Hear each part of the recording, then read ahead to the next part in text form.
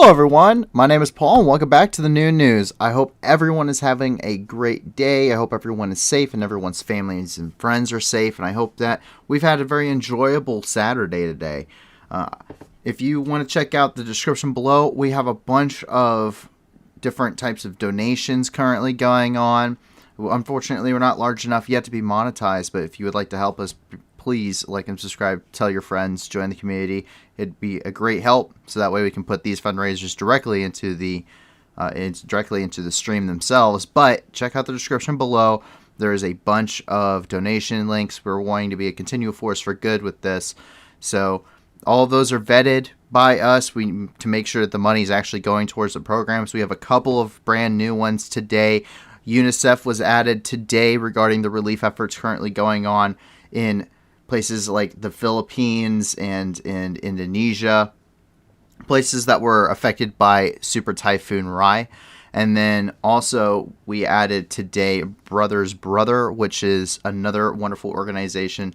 97% of what you give them goes to their programs, and currently they are having a huge effort trying to raise funds for Ukraine. So we went through, we vetted those two organizations and added them to the list. We're currently looking for some more that we can vet to make sure your money gets where it needs to go.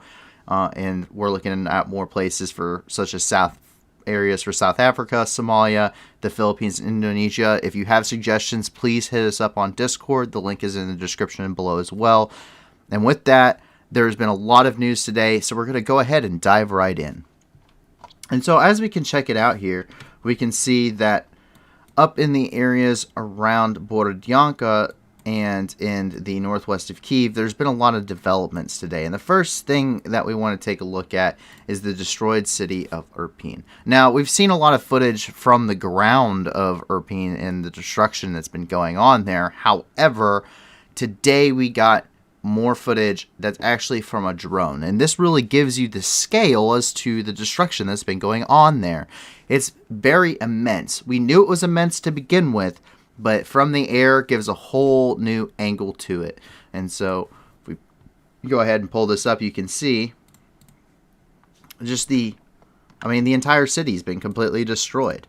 This isn't anything unlike what we've already seen, but it just adds kind of a new perspective on the immense amount of destruction that happened in these areas during the invasion and during the occupation by Russian forces. And from that destruction, you can tell that obviously there was a significant loss of life. This area, Bucha, Irpin, Hostomel, we've seen lots of videos and photos of the loss of life here, but to really put it to scale for you, as most of those are one people, two people in the street, what have you. Are the new additions to Irpin Cemetery. That is the scale of the loss of human life in Irpin. That is the new additions to Irpin's cemetery.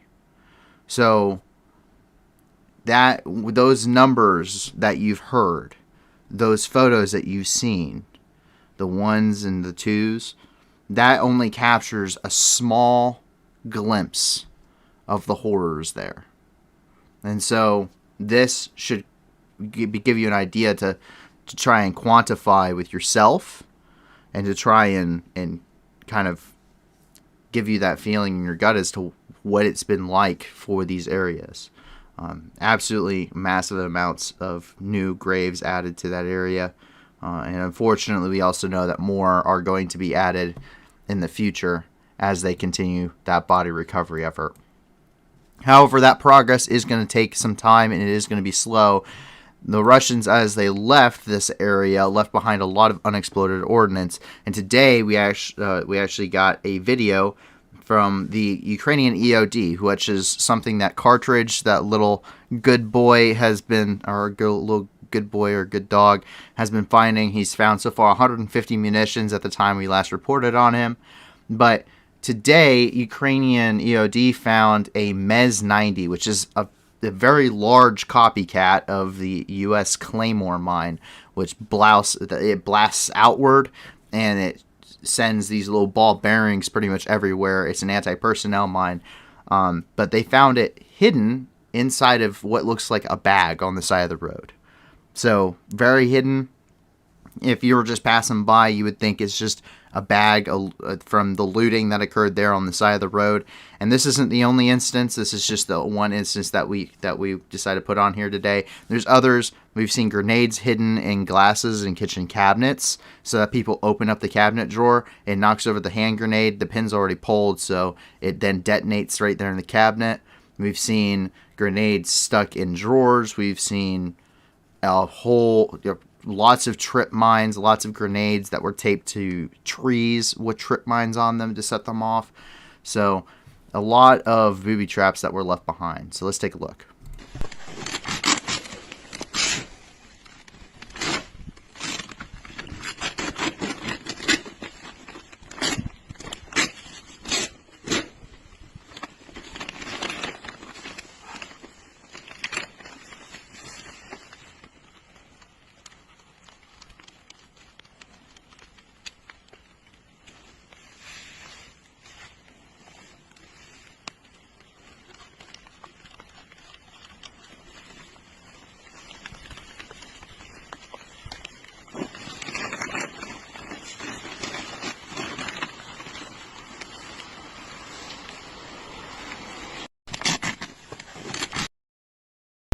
So these areas are still not safe. In fact, to an extent, residents of these areas that have previously fled are being told not to come back yet because it is too dangerous for them to come back. They don't want to cause a bunch of civilian casualties as civilians unwittingly set off these booby traps and accidentally hit some unexploded ordnance in this area. That has been some announcements coming out of here regarding that. However, we do know that cleanup crews are working diligently on that. We have seen the EOD working their way through this northwestern part of Kyiv so far, and today even more have joined them. As first off, the first set of modular homes have been put together here in Borodyanka, and this comes as work crews are coming in and putting up these small modular homes, and so that people could come back, have a place to stay, because Borodyanka is almost completely destroyed as a city.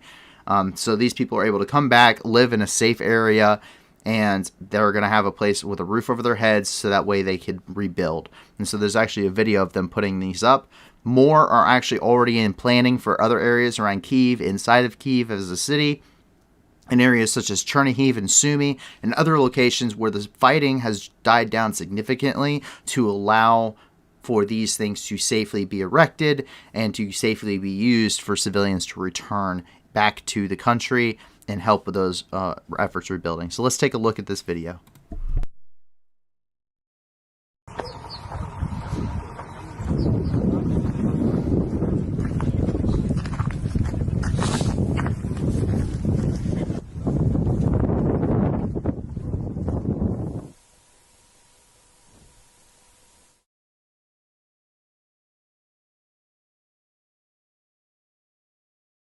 Now, there isn't a lot to them.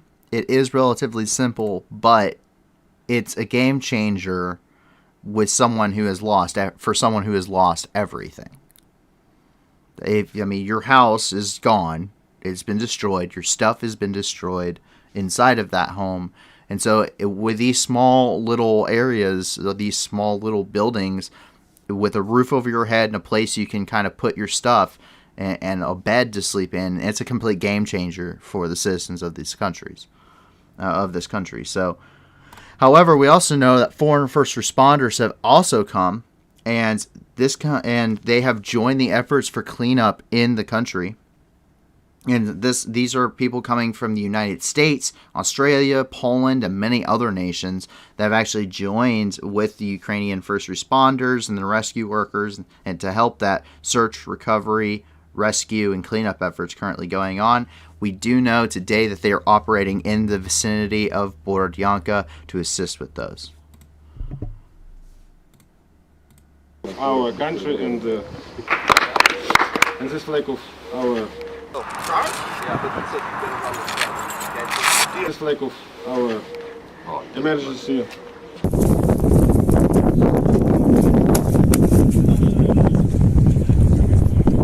Слава Україні! Героям слава!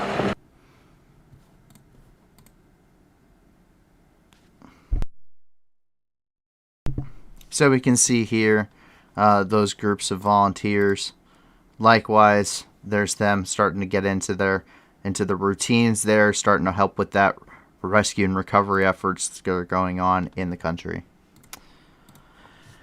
And so we go ahead and we start to move up further north. And we've gotten a little bit of information coming out of these regions today. There are some rumors that have started. We aren't going to even dive into those because we got it from one source, only one source, and even that source said it's questionable. So we didn't put that. So if you hear anything regarding that, I'm sure some of you already know. Don't worry about it. We will cover it once it's able to be more solid. But the cleanup efforts continue in Chernihiv. They are currently working on trying to find survivors and focusing on body recovery, trying to rescue survivors that are still trapped in the rubble. But it's very slow, it's tiring, but it's necessary in order for this area to even start to rebuild. And so let's take a look.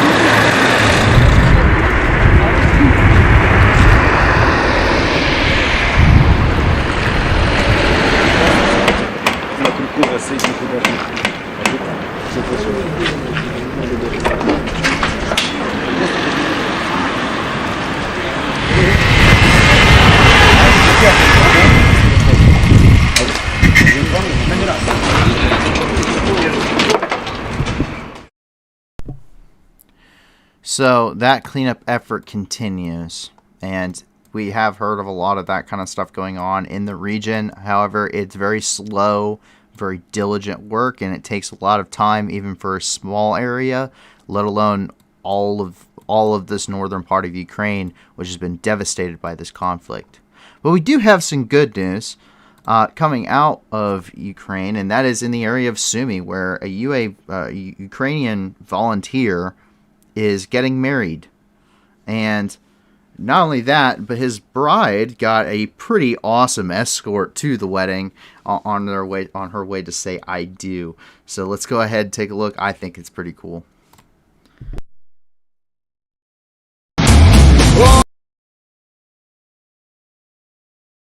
Sorry, it's a little bit of copywritten music.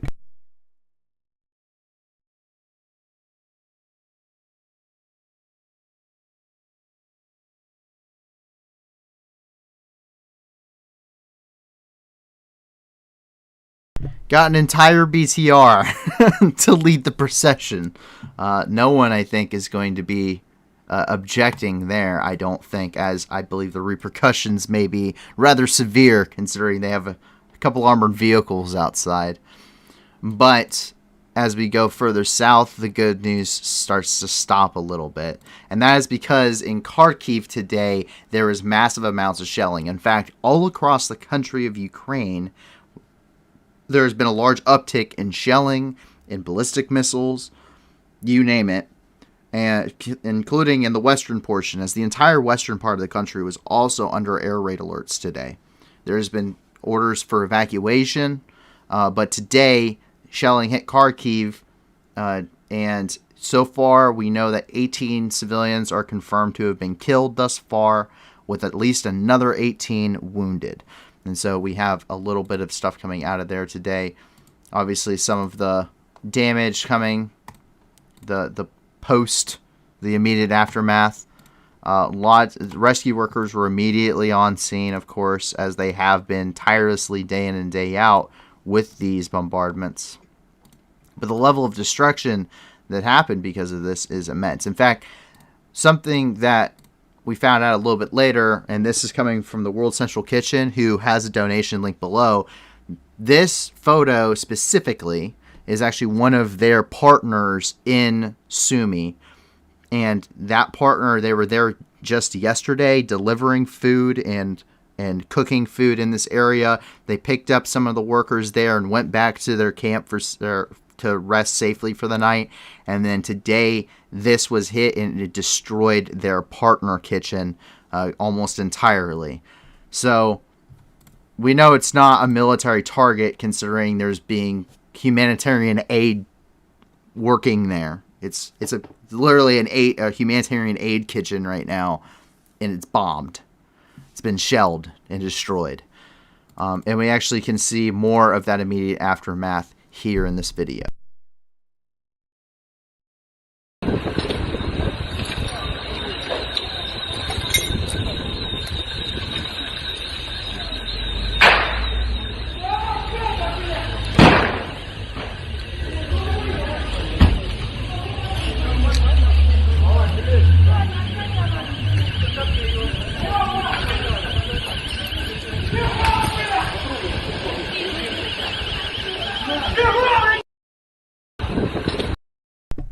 So pretty dramatic with what's going on there. However, it's not the first, nor is it the last. We know that because a Caliber cruise missile actually impacted a farm outside of Poltava today, and it severely damaged that farm. Which right now it's just the beginning of that sowing season, as farmers are getting out and prepping to plant their fields. However, one guard that was making their rounds there was unfortunately killed. And we do have photos of that today. They've blurred out the background, obviously, to keep things a little bit safer so you can't directly identify. But yes, so that came out today. We got that confirmed by multiple sources. And over in Severodonetsk, we also had an oil refinery was hit just outside the city in, I'm going to try and pronounce this, Lysychansk. Anyway, the oil refinery is hit. It caused massive fires currently. The emergency crews are attempting to quell the blaze, but we don't know whether or not there were any casualties, and if there were, how many. So that information just hasn't been forthcoming yet, but we do know that this is currently ongoing. We got some pretty large photos here. Yeah. Not a small fire at all. Very large fire.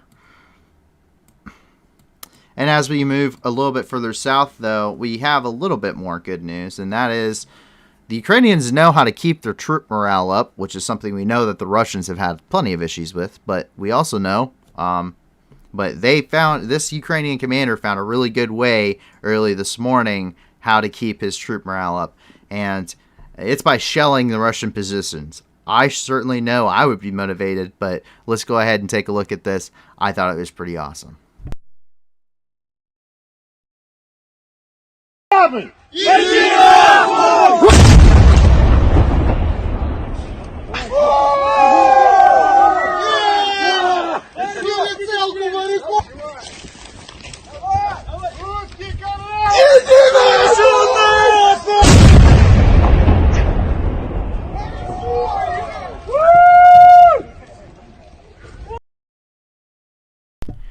I would be motivated. I know those guys are certainly motivated. They're sending rounds downrange and shelling Russian positions. Definitely motivated, you can tell just in their voice. And as we move further south into Mediapol today, there has been some kind of conflicting reports about the ground situation in Mediapol. There's some people are saying that Russians control this entire portion and that they only have really the Azovstal.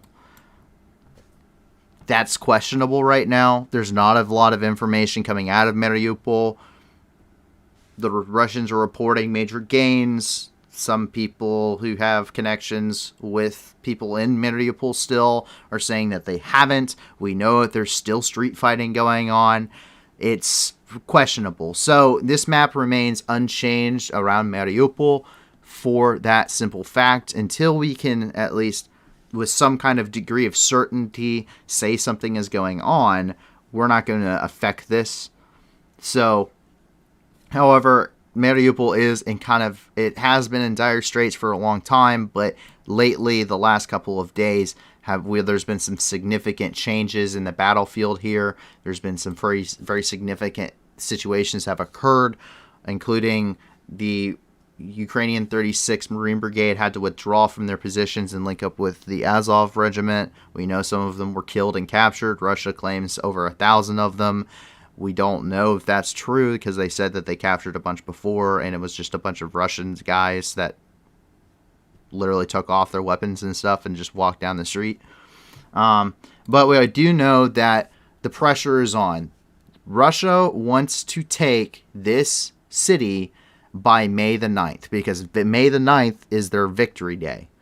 So it's kind of a deadline for them, and they want to have a parade in the city of Mariupol being victorious. So we saw some footage yesterday of the Chechens actually taking fire and actually being in actual contact and not just being used for propaganda. Today it appears more of the same. It would appear as though the Chechens have been dedicated to the fight, at least in a limited capacity. We saw them being supported by Russian tanks earlier today, and here we have that video.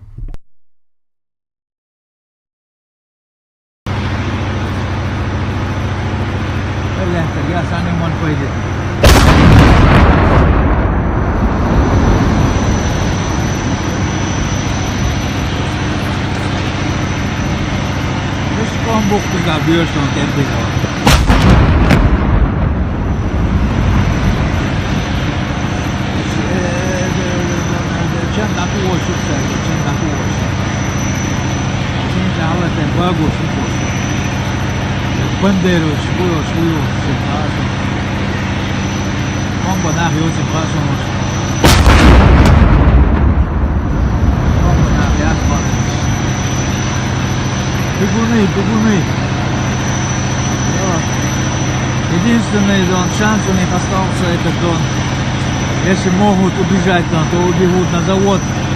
На заводе мы вас и схватим.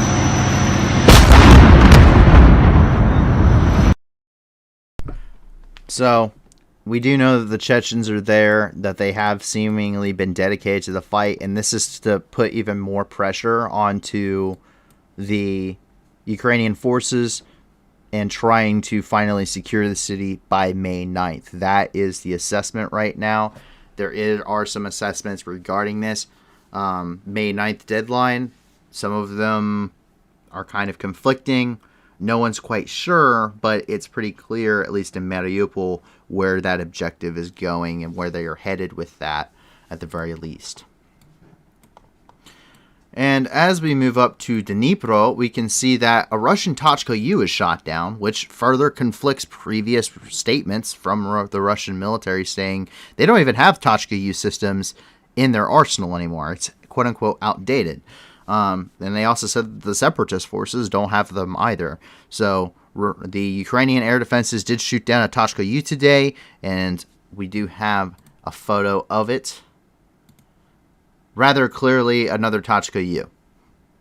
So we'll have to see where that leads, but it's just a Tachka U is just another ballistic missile system that they can use. It's just another tool. Just like anything else, it's just another tool. And outside of nuclear, or I mean, we've heard reports of chemical weapons, not confirmed, but reports. Outside of nuclear weapons, there's not a whole lot worse that could be really done in Ukraine. We've seen cluster munitions, we've seen saturation bombardments, we've seen they've literally gone and just carpet bombed the city of Mariupol yesterday. We've seen them use thermobaric munitions. We've seen them use incendiary munitions, including white phosphorus.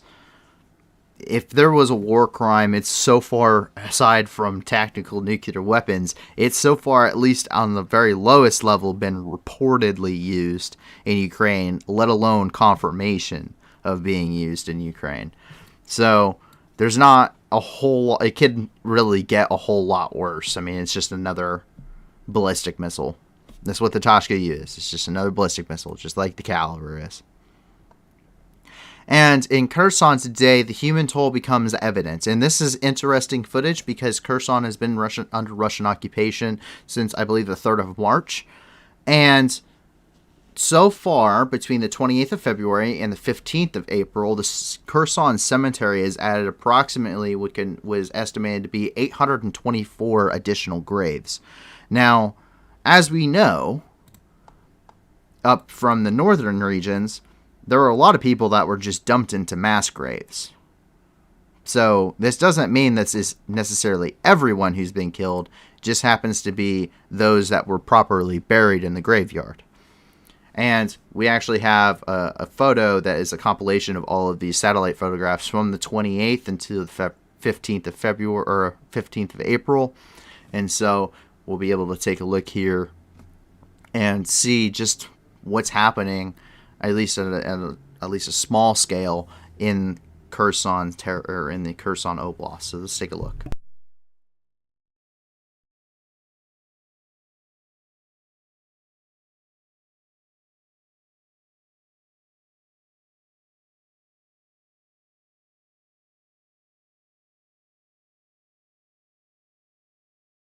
So you can see here where the graves completely fill this section. And then it also adds on to this section. And then finally, we see that other set of row. We see this section get added onto even more. So, once again, approximately 824 graves. Not exact, it's very hard to tell by satellite footage, but that is what is believed to have been added to the Kherson cemetery at this point. However, we do know that the Ukrainian forces are moving in on Kherson. In fact, we saw a Russian reconnaissance unit on patrol today that was actually destroyed in the Kherson Oblast by Ukrainian forces.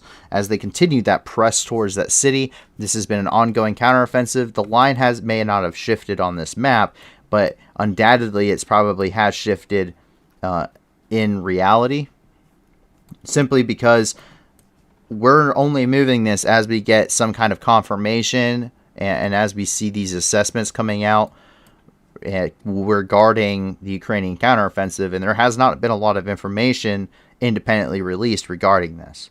So we want to make sure we can do our own assessments here as well as correlate them with other places such as the Study for the Institute of War, the UA Live Map, and of course mainstream media sources, the Pentagon, and other defense ministries across the world. We correlate with them, but we want to be able to make our own independent assessment here. And there just hasn't been enough information to do that. But let's go ahead. We have those photos of this destroyed reconnaissance unit. Obviously, a Gaz Tiger that is completely burned out. Just can barely tell that Z marking on the side there. Would appear to be a couple of them, because this one is a Crow system and this one is a manned gunnery system. And also what appears to be a BMP-3, if I had to guess. It's very hard to tell when after something has been destroyed. The main thing that kind of gives away is either a BMD-3, a BMD-4, or a BMP-3 is the fact you have this main gun, and then you can see the outline of the smaller gun here on the side. And it's obviously one of those series. I think it's probably a BMP-3 just because of the size and scale of the body and the width of the tracks there. And as we go up to Mklav was also under shelling today, and we saw that as well. We don't know of any casualties at this point, but we do know that the damage was extensive. And this is, as we can see here, the damage of that shelling currently. I mean, this is a playground, guys. It's a playground. I mean, I don't know. Reportedly, one of these buildings is a kindergarten. I can't confirm that. I cannot confirm that independently, but that is reported. I mean, the playground makes sense if it is a kindergarten, but there's also could have just been a park. But obviously, some stuff is happening there. And if we go down here to Crimea and take a little bit of a divergent here, the crew of the Moskva, which sank, has actually been put out in the public, at least the ones that are uninjured.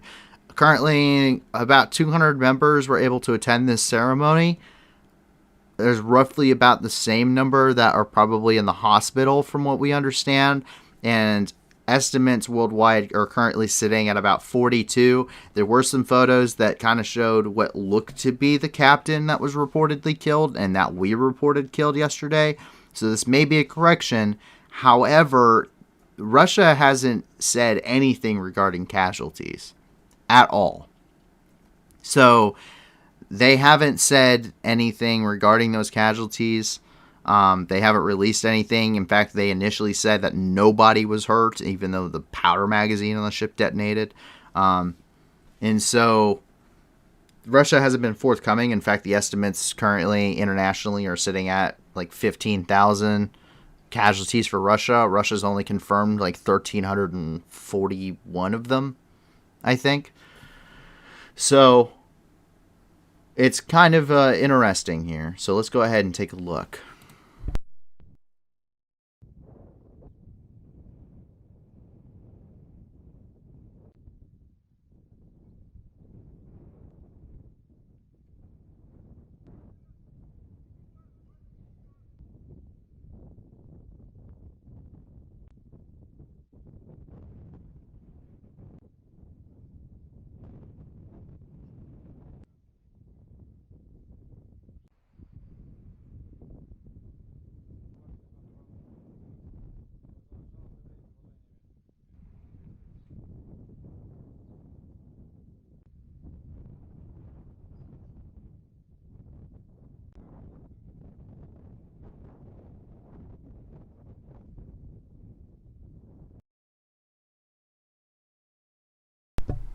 Obviously, nothing too crazy. It's a military ceremony, and quite honestly, they're very, very boring if you've ever had to watch one.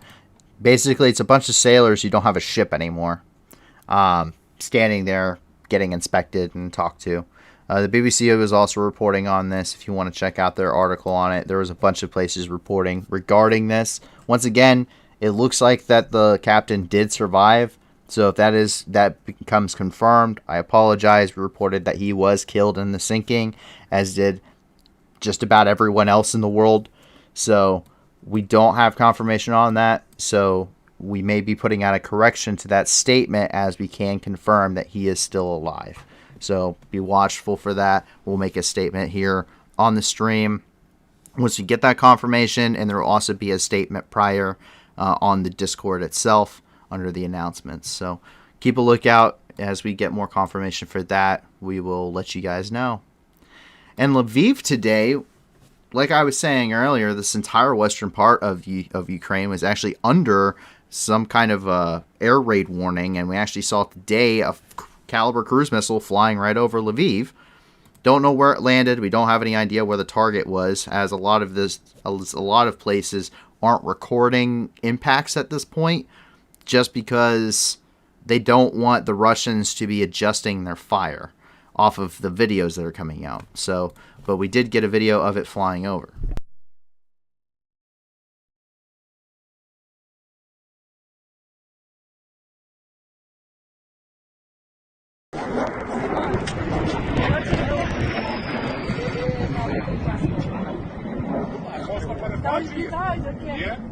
Це то, напевно, в сторону десь Новояворівська туди. That sound may in fact go down in history as just as terrifying in modern warfare as the V1 may have been for Great Britain during World War II. Similar kind of things. Similar kind of the V1 and V2 rockets that were launched by Germany, flew over, had a very distinctive sound when they went over Britain. And now these obviously have a very distinctive sound as well when they're flying over you. So we've heard plenty of recordings of it, and it's kind of terrifying to listen to every single time. But that is it for the news inside of Ukraine itself. But we have some other interesting news regarding Ukraine. And we're actually going to start here in we labeled it Poland, but we don't know exactly where this is at. And that is because a U.S. basically field command was spotted today somewhere near the border of Ukraine. It's an unspecified location. Ukraine and Poland kind of have that largest NATO border here, so that's why we went ahead and labeled it in Poland. But we do not know where this is at. But there was a video that came out by civilians of this U.S. military field command, or basically like a camp.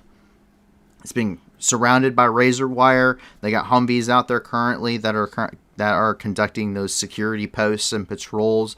Some people have said that there's about 3,000 American troops there, right there along the border, but we can't confirm that number. But it is significant, and coming from personal experience, it's a very significant field command, I would say. Just from, once again, my personal experience. But this is no small buildup of American troops here at the border.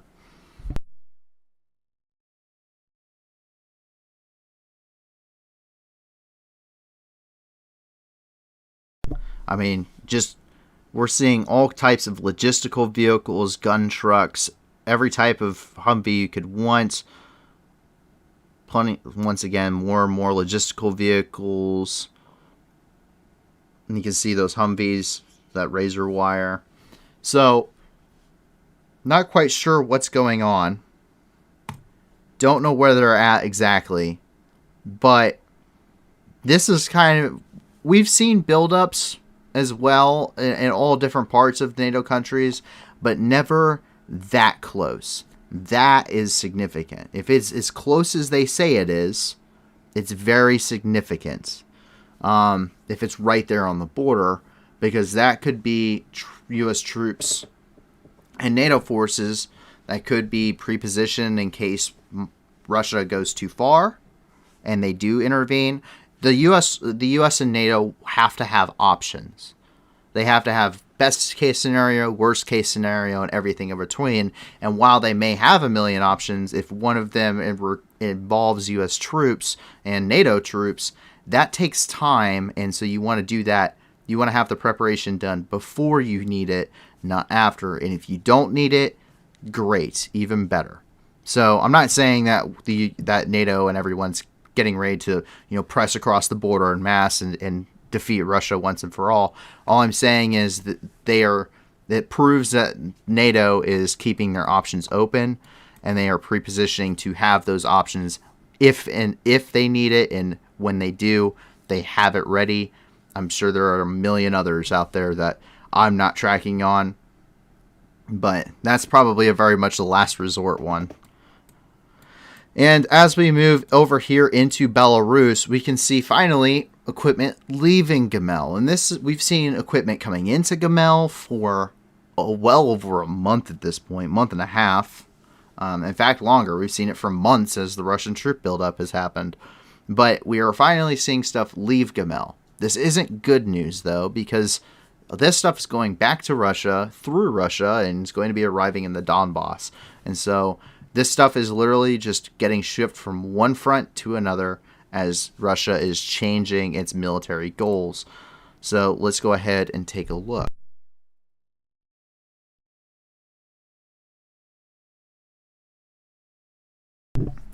Not an insignificant amount of equipment.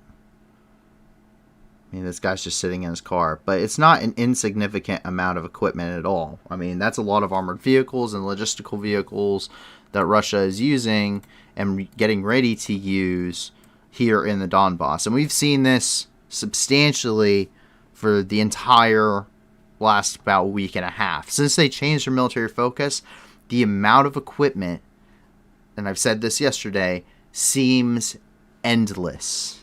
It seems like there is no end.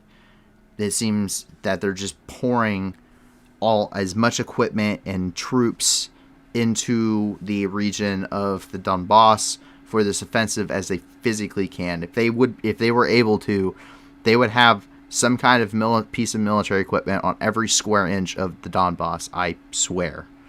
That is just how much stuff they're bringing in for this offensive. It's insane. In fact, they have troops still in Syria.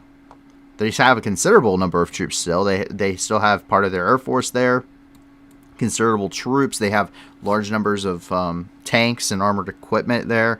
And so far from our understanding, their rotation, because they've been deployed there, their deployment is getting extended because Russia's pulling so many troops that they're not going to have anyone to replace them if they pull out right now. So they're getting extended there in Syria. And we see here in Stavropol that several cars, civilian vehicles, in the city that were marked with the invasion markings in support of the ongoing war have apparently been damaged by anti-war protesters. Nothing crazy to the average Western viewer, which I'm going to assume and say is probably the majority of us, if not all of us, because Russia is essentially isolated from the rest of the world. But for your average Western viewer, that's not something crazy. We saw cars burned in Berlin yesterday. But this is a big deal if you're in Russia. And the reason why it's a big deal is because, well, Russia is...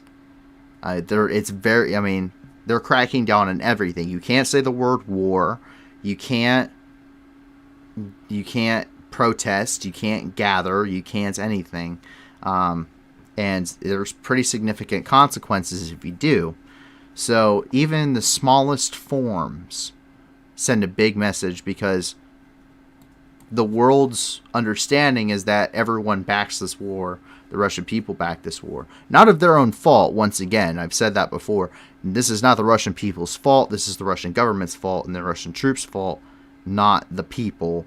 That needs to be understood. The people are, unfortunately, have no other information getting to them, so they only have one side of the story. They don't have both. So, do not hate the Russian people. In fact, I would dare say the Russian people are probably very great people that don't have anything else coming to them. They don't have any other news. There's no independent news now. Russia immediately killed that off, and everything is now state-owned.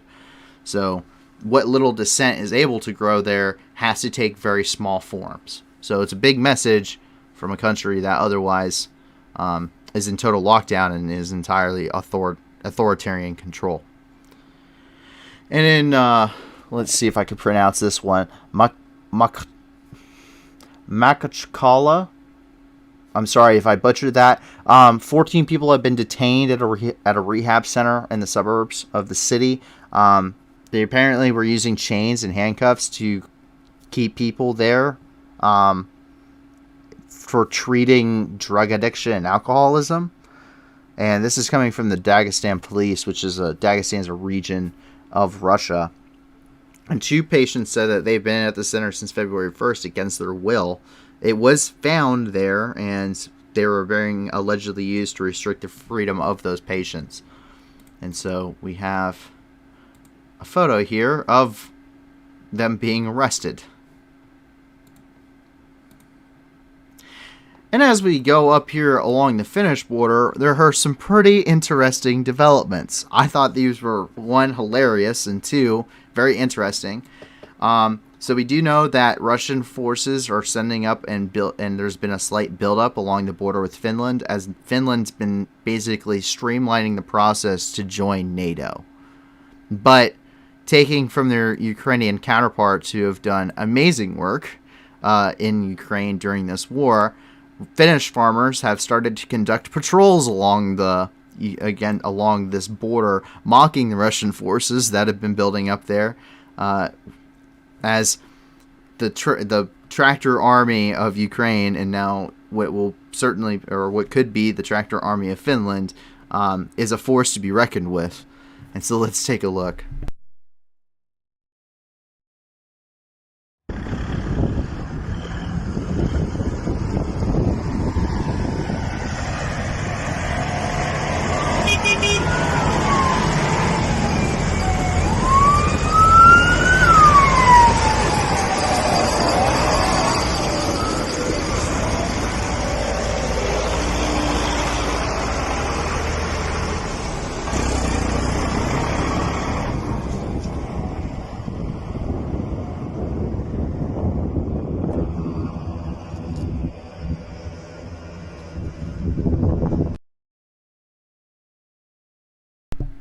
Yeah, so I'm sure there's probably some Russian soldiers on the border, especially their tankers, who are shaking in their boots if they got supplied some right now. And as we go down a little bit further south, we got a very cool tutorial from the Finns today. Apparently, a climate change group and a anti-war group today joined forces, and they taught us how to set up camp inside of a Russian coal train. So go ahead, watch this tutorial. I hope you do learn something. I certainly did.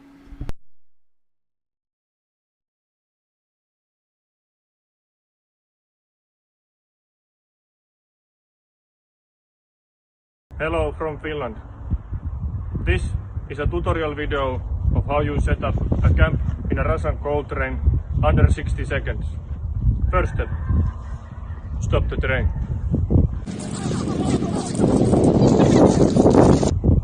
Second step, put up a tent.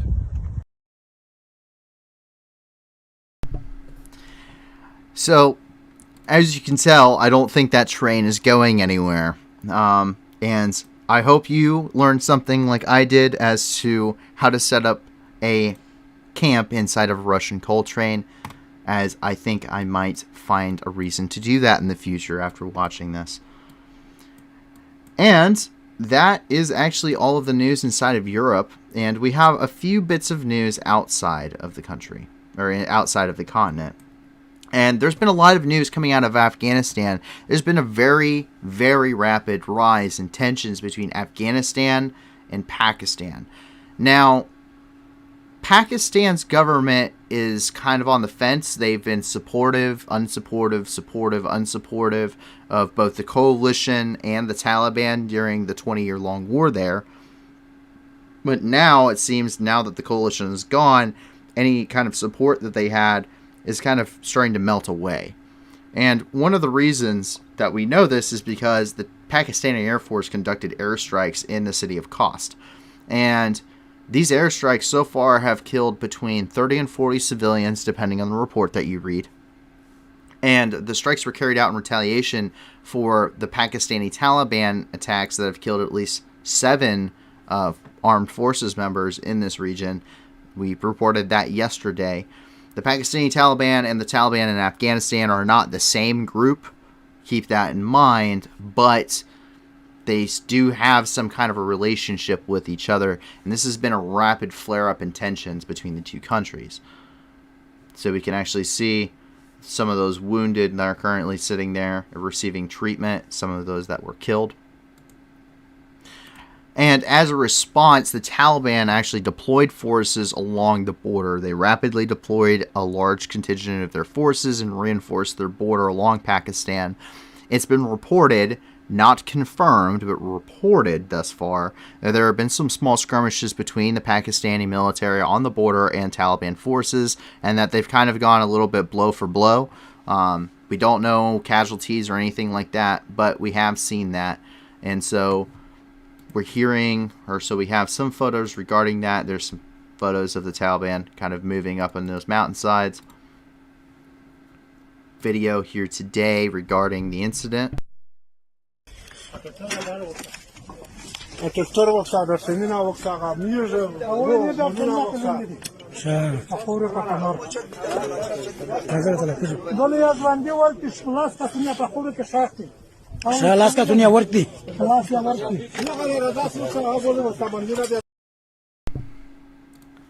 And also that photo evidence of the Taliban fighters kind of moving up into this region and starting to, reinforce their positions there a little bit. And that's not the only thing that came out of Afghanistan today as a result of this. Actually, representatives from both Pakistan, the Pakistani ambassador to Afghanistan, as well as the Taliban met today in Kabul regarding what's kind of going on there in the recent airstrikes. And the Taliban actually delivered a formal letter of protest to the airstrikes to the government.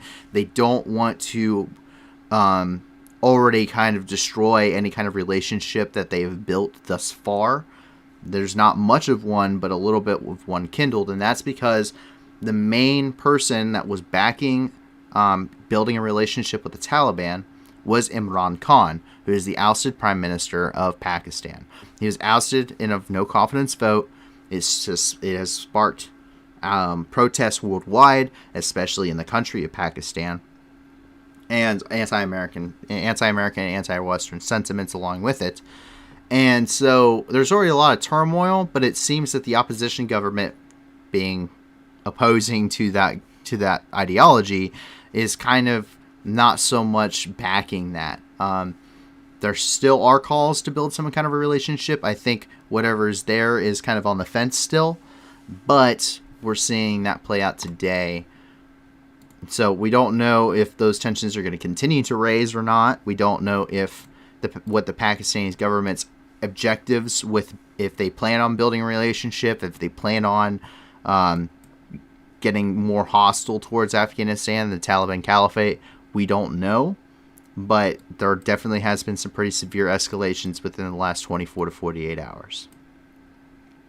And as we move into Asia here, off the coast of Hong Kong, I did put this a little close, but about 300 kilometers off the coast of Hong Kong, the oil tanker Zhengyi was actually detonated about 4 p.m. local time today.